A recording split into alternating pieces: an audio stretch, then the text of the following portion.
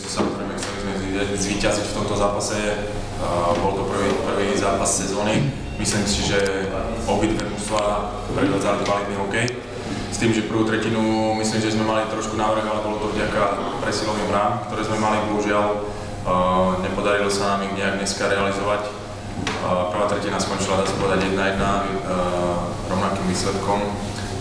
Išli sme do druhej tretiny s tým, že zase sme chceli pokračovať v tej hre našej, jak sme začali. Bohužiaľ, boli sme často vylúčovaní, začalo to hlavne v tej druhej tretine, tam sme dostali, dá sa povedať, gól do prázdnej brány, keď domáci využili a dobre zahrali presilovú hru. Takto skončila prvá tretina, do tretej tretiny samozrejme išli sme s tým, že chceli sme hrať nátlakový hokej a donútiť domácich robiť chyby. Bohužiaľ, hneď zo začiatku dve presilové hry mal domáci tým, podarilo sa im dať 2 góly.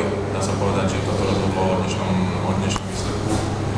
V závere, dá sa povedať, už sme len skorigovali a zápas skončil 4-2, ale myslím, že